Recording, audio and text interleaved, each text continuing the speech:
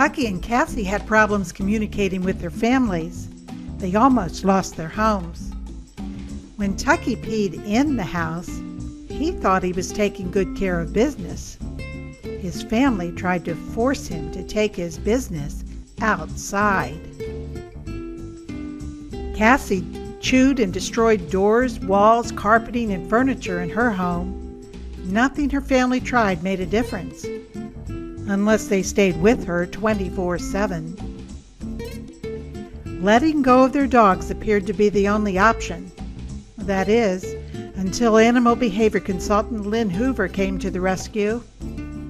Now Hoover has put these and other stories together in a collection of case studies with reliable information and proven strategies to help families and professionals everywhere with problems from separation distress to inappropriate elimination and aggression, dog quirks, and behavior solutions.